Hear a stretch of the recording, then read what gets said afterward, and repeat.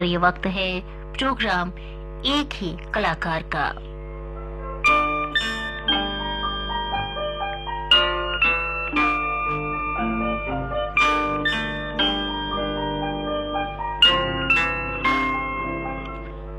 दोस्तों, भारतीय सिनेमा में गीतों के फिल्मांकन को लेकर हमारे निर्देशकों का जो समर्पण है वो किसी से कम नहीं रहा। प्यासा, कागज के फूल, चौधरी का चांद, साहब बीवी और गुलाम जैसी कालजयी फिल्में देने वाले ऐसे ही एक कलाकार गुरुदत्त।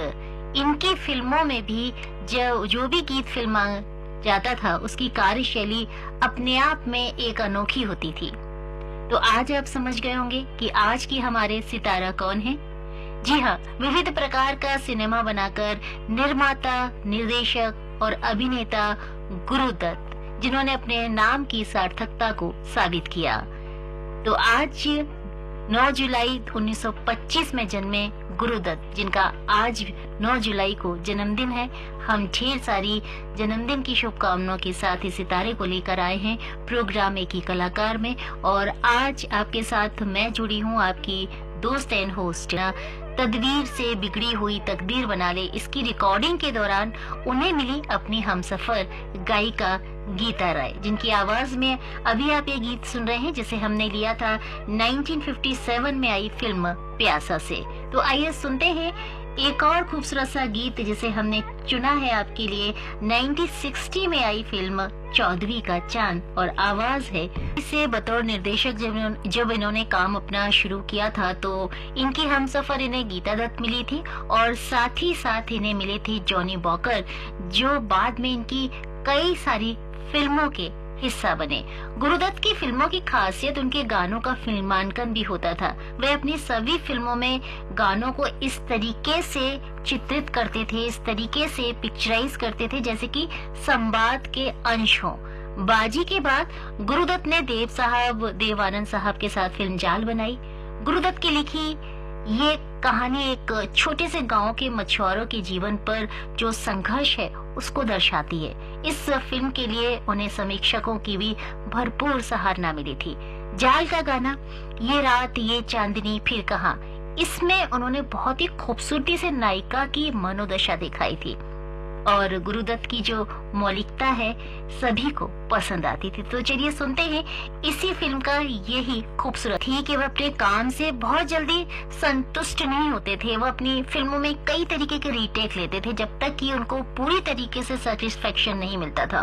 उन्होंने अपनी production company Guru Dutt films private limited के तहत फिल्म बनाई जिसका नाम था आर पार। ये मुंबई के एक टैक्सी ड्राइवर कालू बिरजू नाम था, जिसकी भूमिका खुद गुरुदत्त साहब ने निभाई थी।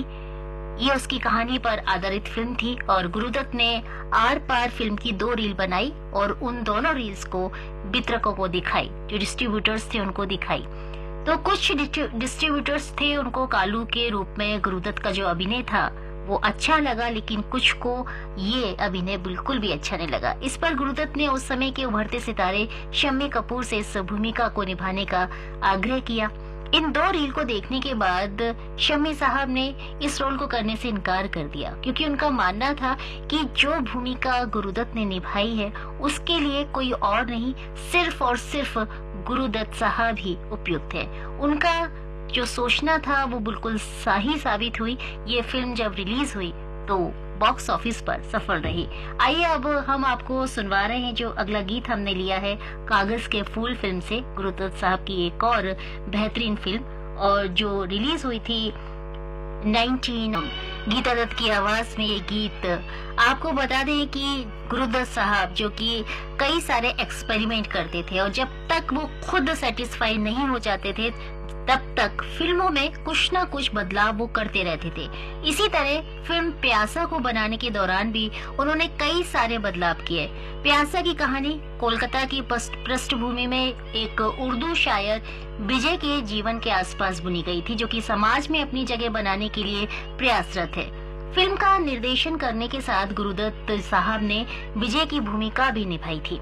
फिल्म में विजय की पूर्व प्रेमिका मीना की भूमिका माला सिन्हा, जबकि वैश्या गुलाबों का किरदार वहीदा रहमान ने निभाया था। हालांकि पहले मीना की भूमिका के लिए मधुबाला को लिया गया था, जबकि श्याम के लिए जॉनी वॉकर को चुना गया था। श्याम विजय का मौका परस्त और कुटिल दोस्त होता है।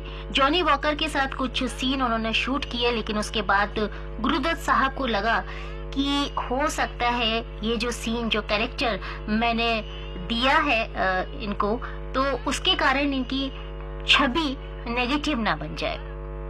जॉनी वॉकर जो कि बहुत अच्छे दोस्त थे, और अपने दोस्त के लिए ऐसा सोचना गुरुदत्त साहब की अगर हम पर्सनैलिटी के हिसाब से देखें तो बिल्कुल परफेक्ट था। उन्होंने उनको उस भूमिका के लिए श्याम कपूर को चुना। विजय की भूमिका पहले दिलीप कुमार निभाने वाले थे, लेकिन बाद में वो शूटिंग पर सही टाइम पर नहीं पहुंचे, तो उस स्थिति में गुरुदत्त ने ही इस पात्र को निभाया। और बदलाव जो था, जो चेंजेस थे, वो यहीं तक नहीं था। फिल्म का जो अंत था, जो एंड था, उसको भी बदलकर एक हैप्पी एंड बनाया गया। तो इस तरीके से गुरुदत्त साहब अपनी हर फिल्म में कुछ ना कुछ चेंज करते थे, जब तक कि उनका दिल नहीं कह देता था कि हाँ अब ये 100% सही है। फिल्म कागज के फूल, जिसका गीत अभी आपने सुना था, इसके लिए भी दर्शकों को लेकर और जो समीक्षक थे उनकी जब उनको बहुत अच्छी प्रतिक्रिया नहीं मिली, तो वो काफी डिप्रेशन में आ गए थे। और इसी तरीके से जब एक सप्ताह तक ये फिल्म नहीं चली थी, तो गुरुदत्त को बहुत बड़ा झटका लगा था और वो इससे उबर भी नहीं पाए थे। और वो इस बात से परेशान थे कि हर चीज मैंने परफेक्ट दी है, उसके बाद भी ये फिल्म क्यों नहीं चली। ये तकलीफ उनको बहुत दिनों तक रही और वो समझ नहीं पा रहे थे, और धीरे धीरे उनका दिल टूटने लगा था और उन्होंने दोबारा निर्देशन ना करने का फैसला किया था। तो चलिए आइए सुनते हैं गुरुदत्त साहब की ही एक और खूबसूरत सी फिल्म, जिसे हमने लिया है साहब बीबी और रहने का, के साथ गुरुदत्त की जो नेक दिली थी, इसके भी बहुत सारे किस्से हैं। जब उन्होंने चौदहवीं का चांद फिल्म बनाने का फैसला लिया, तो उनके निर्देशन की कमान, फिल्म का जो निर्देशन था, इसकी कमान उन्होंने एम सादिक को सौंपी। त्रिकोणीय प्रेम कहानी पर आधारित इस फिल्म में गुरुदत्त के साथ वहीदा रहमान और जॉनी वॉकर मुख्य भूमिका में थे। सादिक का करियर उन दिनों अच्छा नहीं चल रहा था, उनकी कुछ फिल्में फ्लॉप भी रही थी। तो गुरुदत्त के जो सहयोगी थे, जो फ्रेंड्स थे कुछ, उनमें से कुछ लोगों ने गुरुदत्त साहब को सलाह दी कि वो सादिक साहब को ना लें, क्योंकि उनकी कई सारी फिल्में फ्लॉप हो गई हैं। लेकिन इस बात को गुरुदत्त साहब ने अनसुना कर दिया। उनका मानना था कि फिल्म की सफलता या असफलता व्यक्ति की प्रतिभा का पैमाना नहीं होती। उस समय सादिक आर्थिक संकट से गुजर रहे थे। उनकी मदद करने के लिए गुरुदत्त ने ये फिल्म उन्हें निर्देशित करने को दी, और रिजल्ट जो उन्होंने सोचा था वही हुआ।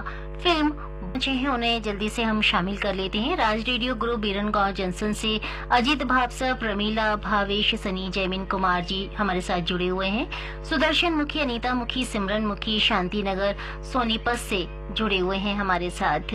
अगला संदेश सुरेंद्र खुराना, न्यू मुल्तान नगर, दिल्ली से आया है। लिख रहे हैं कि गुरुदत्त जी के ऊपर जो प्रोग्राम आप पेश कर रहे हैं वो बेहतरीन लग रहा है।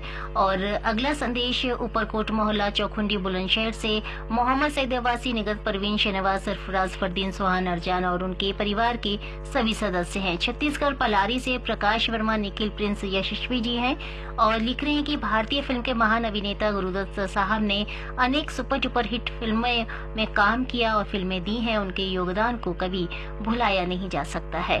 बहुत बहुत शुक्रिया आप सभी का हमारे साथ इस प्रोग्राम में जुड़ने के लिए। एक और संदेश हमारे पास पहुंचा है। लिख रहे हैं कि एक ही कलाकार प्रोग्राम के अंतर्गत गुरुदत्त जी के ऊपर प्रोग्राम चल रहा है, हर दृष्टि कौन से सराहनीय है। कहते हैं सुरेंद्र खुराना, न्यू मुल्तान नगर से। मुझे यानी अपनी दोस्त एंड होस्ट अंजू पांडे को अनुमति दीजिए, जल्दी ही फिर आपसे मुलाकात होगी। तब तक